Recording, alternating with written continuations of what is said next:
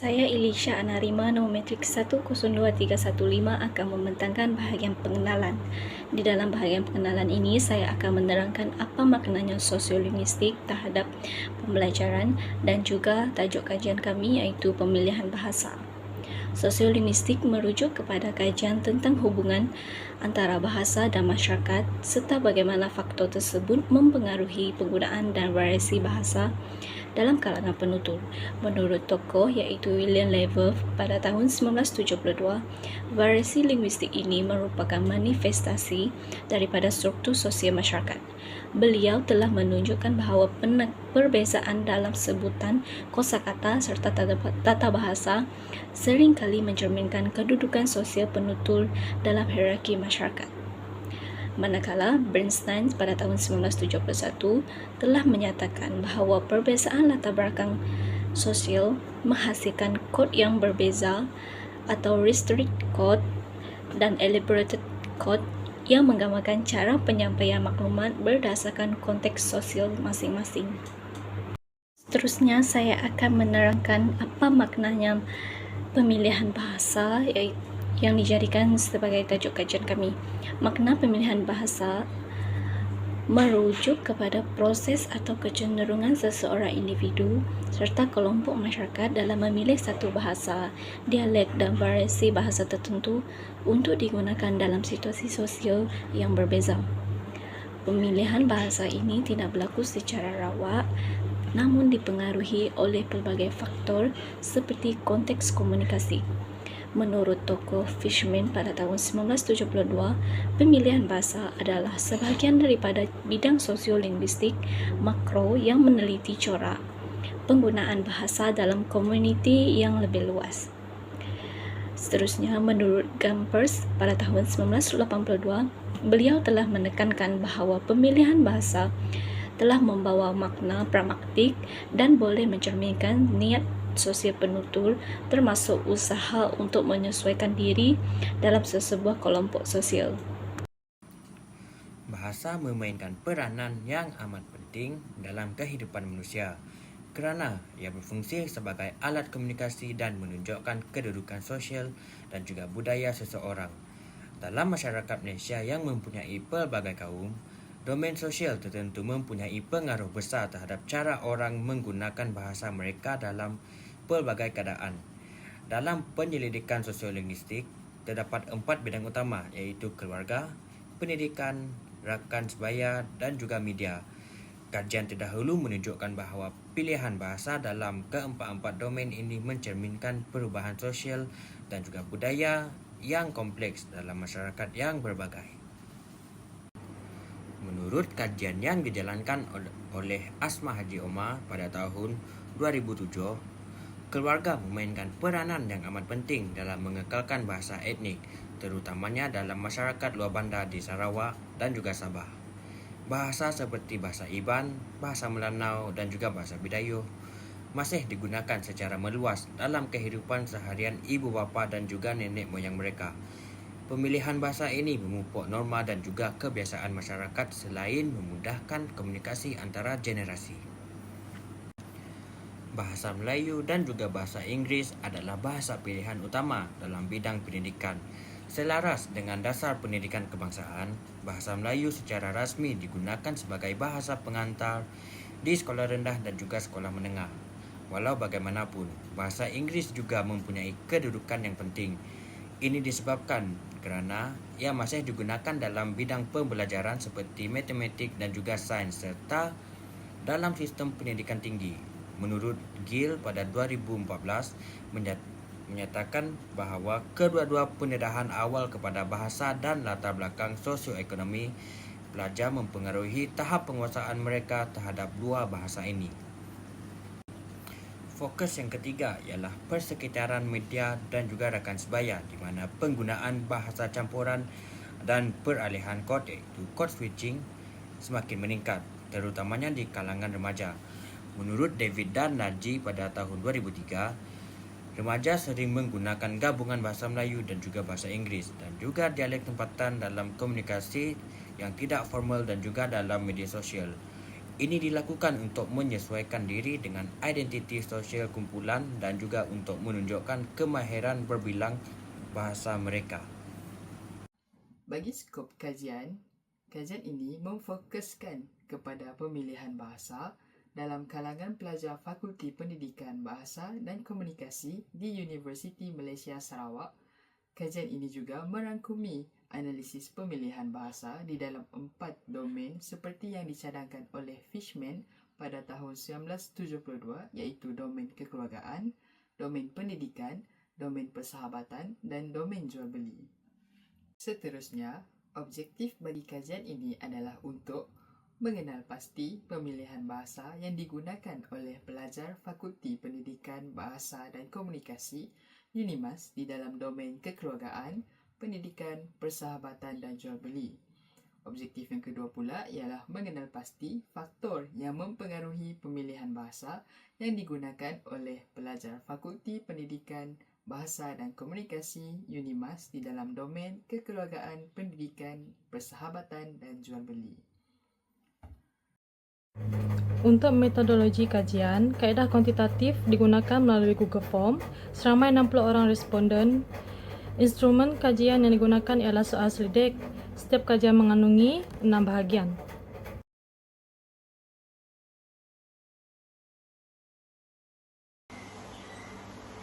Kita mulakan dapatan dan perbincangan kajian kita dengan demografi kajian. Demografi yang pertama ialah jantina. Untuk jantina, seramai 60 orang responden telah mengisi borang soal selidik ini. 63.3% dari bersamaan dengan 38 orang terdiri daripada pelajar perempuan, manakala 36.7% bersamaan dengan 22 orang terdiri daripada golongan pelajar lelaki yang telah mengisi borang soal selidik ini di Fakulti Pendidikan Bahasa dan Komunikasi. Bagi demografi umur pula, terdapat 45% bersamaan dengan 27 orang responden merupakan pelajar yang berusia di kalangan 23 tahun sehingga 24 tahun. Manakala seramai 33.3% daripada mereka berusia 21 tahun sehingga 22 tahun. Dan seramai 9 orang pelajar yang berusia 19 sehingga 20 tahun, manakala 4 orang pelajar berusia 25 tahun dan ke atas. Bagi demografi seterusnya ialah program pengajian. Berdasarkan carta, terdapat 4 kursus yang telah ditawarkan di Fakulti Pendidikan Bahasa dan Komunikasi. Kursus tersebut ialah kursus pendidikan Islam, kursus linguistik, kursus strategi komunikasi serta bahasa Inggeris untuk komunikasi global. Sebanyak 43.3% bersamaan dengan 26 orang merupakan terdiri daripada pelajar linguistik, manakala 23.3% terdiri daripada 14 orang merupakan pelajar dari kursus komunikasi strategik. Untuk kursus pendidikan Islam dan bahasa Inggeris untuk komunikasi global pula masing-masing sebanyak 16.7% yang telah mengisi borang soal selidik ini. Bagi bangsa pula, berdasarkan carta, pelajar berbangsa Iban lebih mendominasi iaitu sebanyak 25 orang, iaitu bersamaan dengan 41.7% berbanding dengan bangsa yang lain, diikuti dengan bangsa Melayu yang telah meraih 20 orang bersamaan dengan 33.3%. Bagi bangsa Cina dan bangsa Melanau masing-masing mempunyai peratusan yang sama iaitu sebanyak 5 orang yang bersamaan dengan 8.3%. Manakala bagi bangsa-bangsa yang lain seperti Bidayu, Murut, Punan dan Kedayan masing-masing seramai 1 orang yang telah menjadi responden kami. Seterusnya ialah bahasa ibunda. Berdasarkan carta, penggunaan bahasa Iban lebih banyak iaitu sebanyak 23 orang bersamaan dengan 36.7% berbanding bahasa lain sebagai bahasa ibunda adalah disebabkan oleh ramai penutur yang berbangsa Iban. Manakala sebanyak 12 orang bersamaan dengan 20% penutur menggunakan dialek Melayu Sarawak sebagai bahasa ibunda, datangnya dari bangsa Melayu, dan sebanyak 14 orang bersamaan dengan 23.3% telah memilih bahasa Melayu sebagai bahasa ibunda mereka. Bagi bahasa Melanau pula sebanyak 5 orang bersamaan dengan 8.3% diikuti dengan bahasa Cina dan bahasa Bidayuh dengan masing-masing 3 orang bersamaan dengan 5%. Bagi bahasa Punan pula hanya seorang sahaja bersamaan dengan 1.7% pelajar berbahasa Punan sebagai bahasa ibunda telah menjadi responden kami.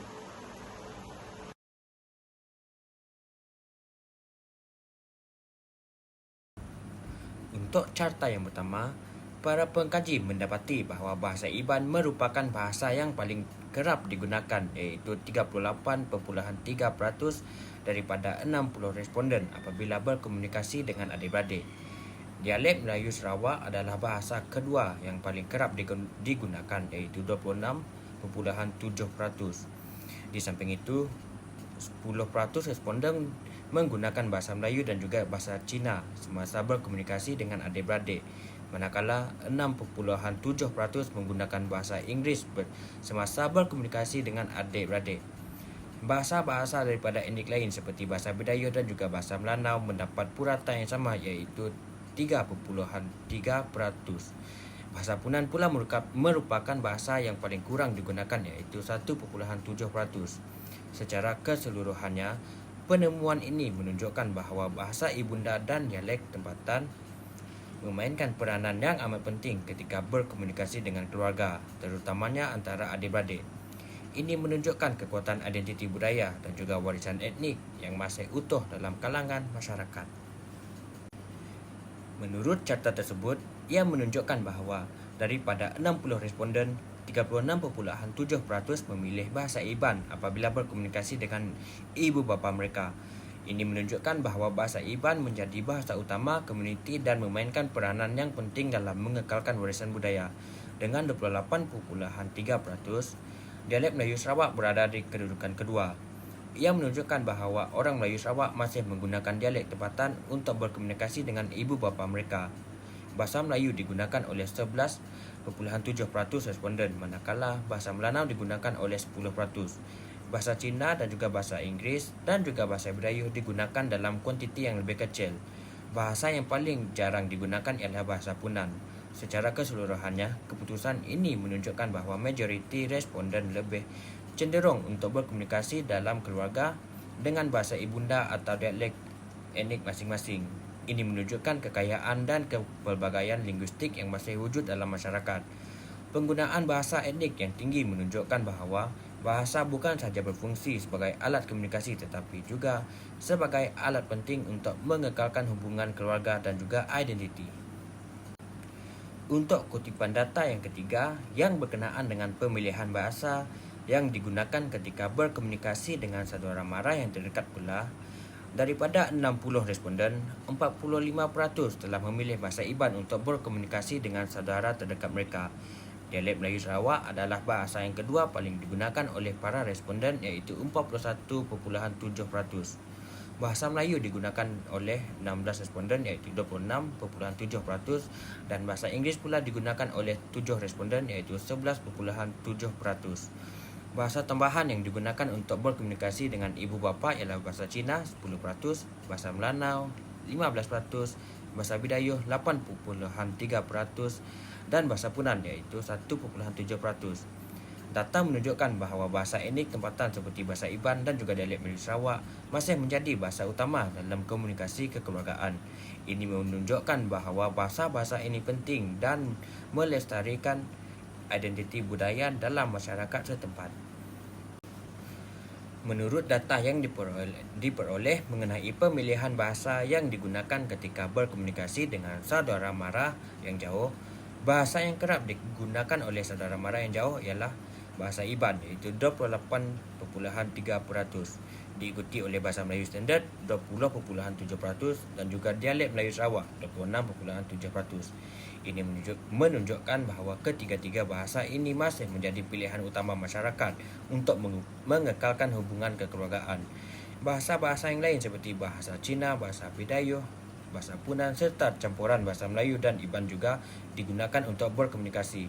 Bahasa Inggeris digunakan sebanyak 8% dan bahasa Melanau sebanyak 5%. Ini menunjukkan bahawa latar budaya jarak dan kebiasaan berkomunikasi mempengaruhi penggunaan bahasa dengan saudara mara yang jauh dan akhirnya mencerminkan identiti masyarakat tempatan yang berbagai. Bahasa Melayu adalah bahasa yang paling kerap digunakan oleh 31 daripada 60 responden, iaitu 51.7% apabila berkomunikasi dengan ahli keluarga yang berbeza bangsa. Dialek Melayu Sarawak digunakan oleh 28 orang, iaitu 46.7%, manakala jumlah responden yang menggunakan bahasa Iban untuk berkomunikasi dengan ahli keluarga yang berbeza bangsa ialah 16 responden, iaitu 26.7%. 10 responden, 16.7%, memilih bahasa Inggeris, bahasa Cina dan Melanau digunakan oleh 7 responden, iaitu 11.7%. Sementara bahasa Bidayuh pula digunakan oleh 4 responden, iaitu 6.7%. Data menunjukkan bahawa dalam kalangan keluarga yang berbilang bangsa, bahasa Melayu dan juga dialek tempatan seperti dialek Melayu Sarawak masih menjadi bahasa utama untuk berkomunikasi, diikuti oleh bahasa Inggeris dan juga bahasa etnik lain.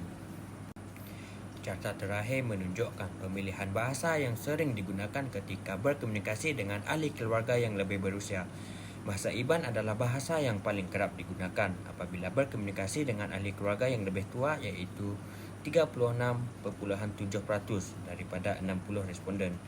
Dialek Melayu Sarawak berada di kedudukan kedua dengan 28.3%, di mana ia menunjukkan bahawa bahasa tempatan masih menjadi pilihan utama dalam kalangan generasi lebih tua.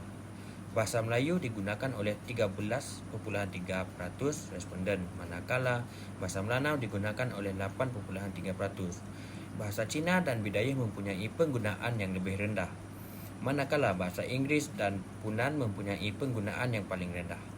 Secara keseluruhan, data menunjukkan bahawa apabila berkomunikasi dengan ahli keluarga yang lebih berusia, penggunaan bahasa kebangsaan atau bahasa lain kurang dominan berbanding dengan bahasa etnik dan juga dialek tempatan. Itu sahaja daripada saya. Sekian.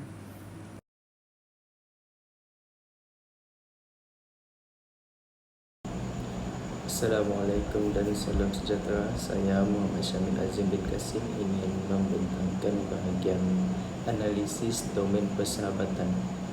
Untuk yang pertama yang ada dalam carta rekod yang telah dimaklum balas oleh responden, yang pertama iaitu berkenaan dengan pemilihan bahasa secara bersemuka dengan sahabat. Berdasarkan soal selidik yang dijalankan, dialek Melayu Sarawak merupakan bahasa yang paling banyak digunakan secara bersemuka, iaitu sebanyak 45% responden.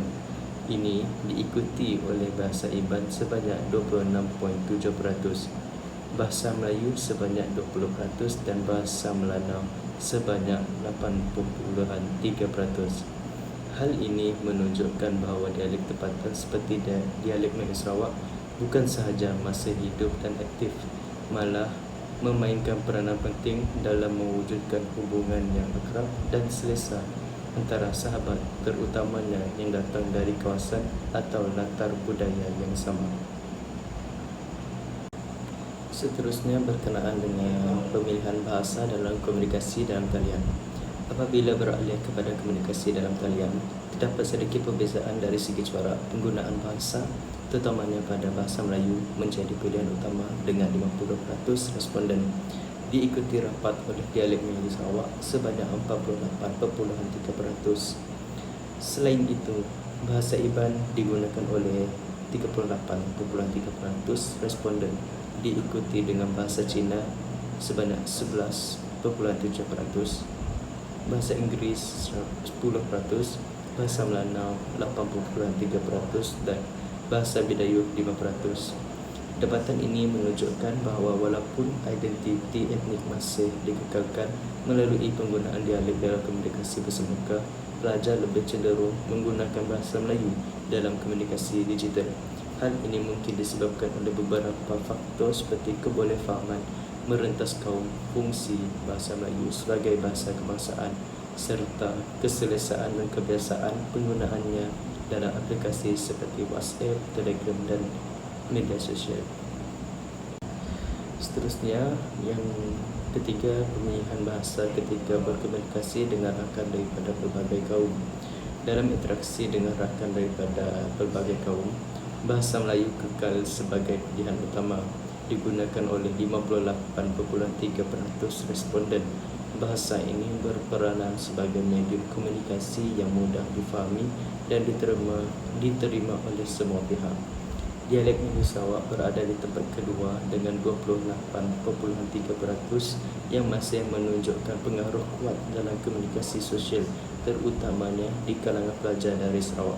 Bahasa lain seperti bahasa Inggeris, bahasa Iban Cina, Bidayuh dan Melanau hanya digunakan oleh sebahagian kecil responden, menggambarkan bahawa bahasa-bahasa tersebut digunakan lebih bersifat situasi atau etnik tertentu sahaja. Seterusnya, nombor keempat iaitu pemilihan bahasa ketika melakukan aktiviti luar waktu belajar.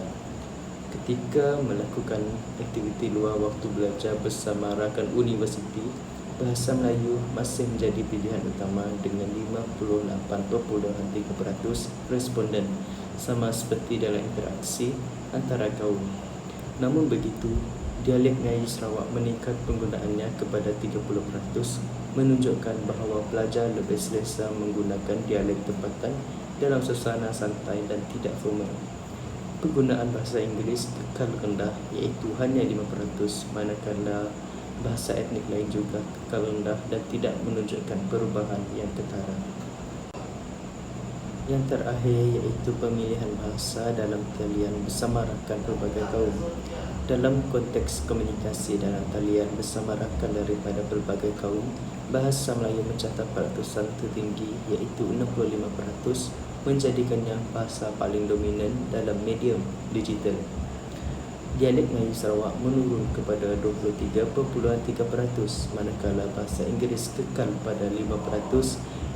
Penggunaan bahasa etnik lain masih kekal rendah, selari dengan keperluan untuk menggunakan bahasa yang lebih umum, formal dan boleh difahami oleh semua pengguna platform digital.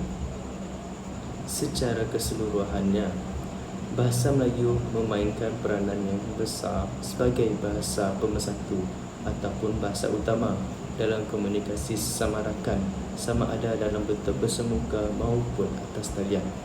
Dialek tempatan kekal relevan dalam situasi santai, manakala penggunaan bahasa Melayu semakin dominan dalam komunikasi digital kerana ia lebih mudah difahami, natural dan sesuai untuk semua kaum.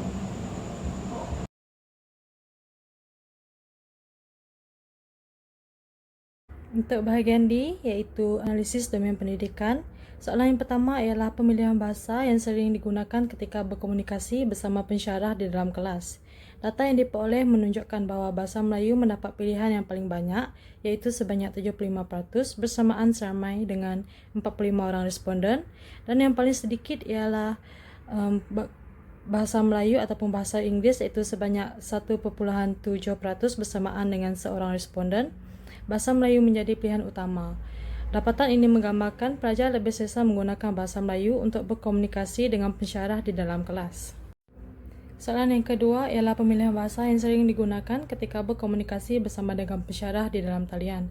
Berdasarkan raja ini, bahasa Melayu menjadi pilihan utama pelajar untuk berkomunikasi secara atas talian, iaitu sebanyak 75% bersamaan dengan 45 orang responden, dan menggunakan kedua bahasa iaitu bahasa Melayu dan bahasa Inggeris.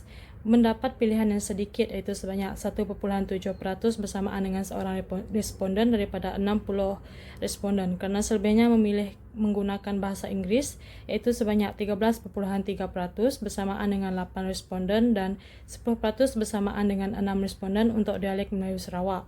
Bahasa yang lain tidak digunakan kerana kebanyakan pelajar lebih selesa menggunakan bahasa Melayu sebagai bahasa pengantar untuk berkomunikasi kerana ia mudah difahami. Soalan yang ketiga iaitu pemilihan bahasa yang sering digunakan dalam sesi penulisan tugasan. Berdasarkan raja, bahasa Melayu menjadi pilihan bahasa utama untuk sesi penulisan iaitu sebanyak 78% 78,3 bersamaan dengan 47 responden, diikuti oleh bahasa Inggeris iaitu sebanyak 15% bersamaan dengan 9 responden. Bahasa lain yang mendapat patusan yang sedikit iaitu dialek Melayu Sarawak iaitu sebanyak 3,3% bersamaan dengan 2 orang responden. Bahasa Iban dan bahasa Cina memiliki patusan yang sama iaitu 1,7%. Responden ini kerana ia menjadi subjek elektif bagi mereka. Bahasa Melayu dan bahasa Inggeris menjadi pilihan kerana kedua-dua menjadi medium utama dalam sesi pembelajaran di UNIMAS, khususnya di Fakulti Pendidikan Bahasa dan Komunikasi.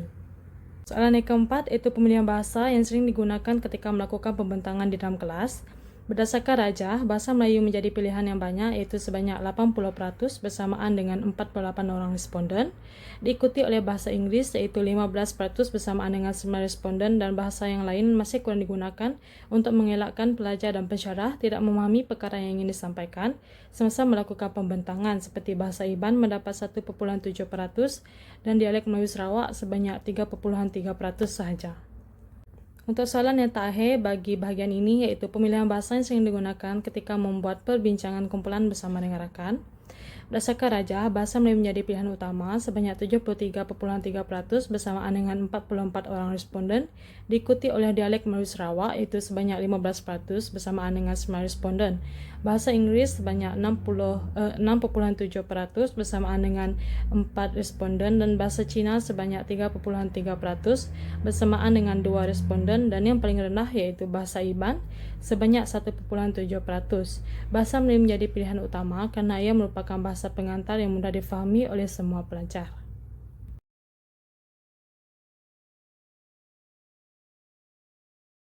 Seterusnya, saya akan membincangkan bahagian E iaitu analisis pemilihan bahasa bagi domain jual beli dalam kalangan pelajar. Berdasarkan carta ini, untuk soalan yang pertama, apakah pemilihan bahasa yang sering digunakan ketika melakukan pemilihan di kios FPBK? Di dalam carta ini, penggunaan bahasa Melayu telah menjadi pilihan utama pelajar ketika membeli makanan di kios FPBK. Telah mencatatkan sebanyak 63.3% bersamaan dengan 38 orang responden. Seterusnya, dialek Melayu Sarawak juga telah mencatatkan jumlah sebanyak 30% untuk responden yang menggunakan dialek Melayu Sarawak dalam proses jual beli di kios makanan FBK. Seterusnya adalah untuk soalan apakah pemilihan bahasa yang sering digunakan ketika berkomunikasi dalam sesi jual beli di dalam talian. Berdasarkan carta di atas, semasa berkomunikasi dalam sesi jual beli di dalam talian, bahasa Melayu telah mencatatkan jumlah yang tertinggi iaitu sebanyak 60%. Selain itu, penggunaan bahasa Inggeris juga telah mencatatkan sebanyak 20% bersamaan dengan 12 orang responden. Dialek Melayu Sarawak juga telah mencatatkan sebanyak 18.3% bersamaan dengan 11 orang responden yang menggunakan bahasa tersebut untuk berkomunikasi dalam sesi jual beli di dalam talian. Bahasa etnik lain seperti bahasa Iban masih rendah penggunaannya dalam kalangan responden ketika melakukan proses jual beli dalam talian. Kita beralih kepada soalan yang ketiga iaitu apakah pemilihan bahasa yang sering digunakan ketika urusan jual beli sesama pelajar. Carta di atas menunjukkan bahawa bahasa Melayu telah mencatatkan jumlah yang tertinggi iaitu sebanyak 56.7% lebih kerana responden lebih cenderung berkomunikasi dalam bahasa Melayu, diikuti oleh penggunaan dialek Melayu Sarawak yang mencatatkan jumlah sebanyak 33.3% bersama responden. Bahasa Inggeris dan bahasa Iban telah mencatatkan jumlah yang sama iaitu sebanyak 5%. Seterusnya untuk soalan yang keempat iaitu bahasa yang sering digunakan ketika urusan pembelian di kedai makan. Berdasarkan carta untuk urusan pembelian di kedai makan, pemilihan bahasa Melayu masih memegang rekod yang tertinggi iaitu sebanyak 55% bersamaan dengan 33 orang responden. Dialek Melayu Sarawak telah mencatatkan jumlah kedua tertinggi iaitu sebanyak 35%. Selain itu, pemilihan bahasa-bahasa etnik lain seperti bahasa Inggeris, bahasa Iban, bahasa Cina telah mencatatkan jumlah yang sedikit.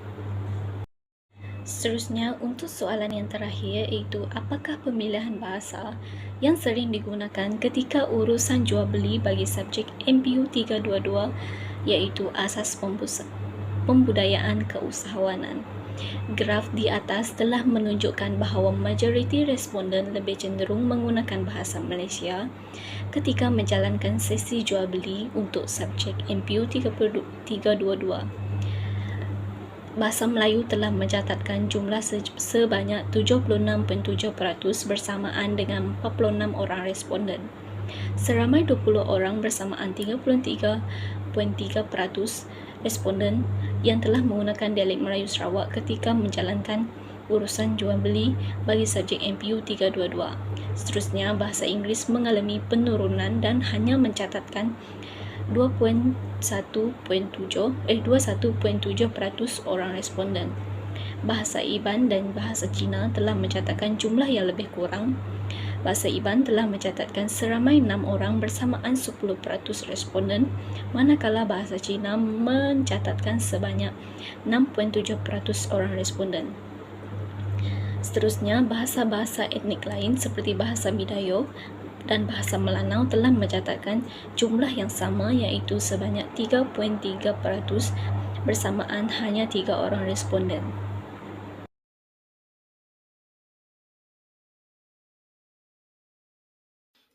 Seterusnya, bahagian F iaitu faktor-faktor yang mempengaruhi pemilihan bahasa dalam kalangan pelajar. Bagi soalan yang pertama iaitu apakah antara faktor yang mempengaruhi pelajar dalam memilih sesuatu bahasa tersebut di dalam domain kekeluargaan. Graf telah menunjukkan bahawa majoriti responden telah memberikan maklum balas mudah difahami oleh pendengar sebagai faktor yang mempengaruhi pelajar dalam memilih sesuatu bahasa tersebut di dalam domain kekeluargaan dengan mencatatkan 36 orang responden sebanyak 60% daripada 60 orang yang merespon. Seterusnya, seramai 33 orang responden telah memberikan maklum balas bahasa ibunda. Hal ini demikian kerana bahasa ibunda merupakan sesuatu bahasa yang pelajar perolehi di dalam keluarga pelajar sendiri. Selain itu, terdapat 24 orang responden telah memberikan maklum balas keadaan persekitaran sebagai faktor yang mempengaruhi pemilihan bahasa di dalam domain kekeluargaan. Di samping itu, 15 orang responden telah memilih tahap penguasaan bahasa dan diikuti seramai 14 orang responden memilih pengaruh rakan sebaya sebagai faktor yang mempengaruhi pemilihan bahasa di dalam domain kekeluargaan. Bagi soalan yang kedua pula ialah apakah antara faktor yang mempengaruhi pelajar dalam memilih sesuatu bahasa tersebut di dalam domain pendidikan.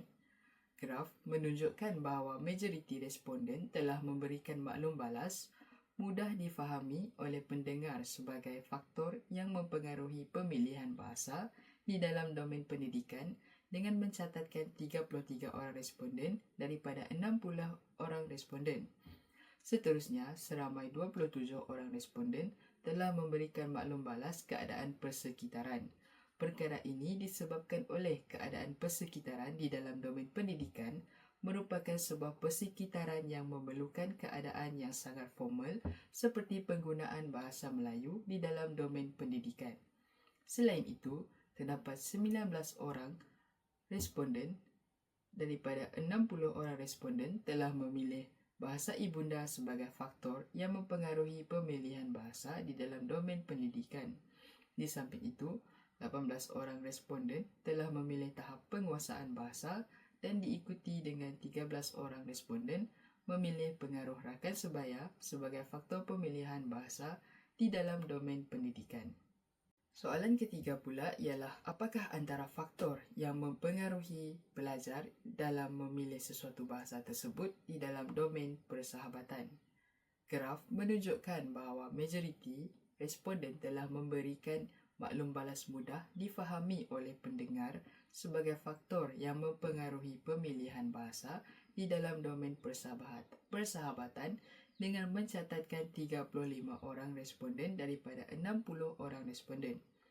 Hal ini demikian kerana bahasa yang digunakan di dalam domain persahabatan merupakan bahasa yang sesuai dan mudah untuk berkomunikasi serta bertukar maklumat di antara satu sama lain.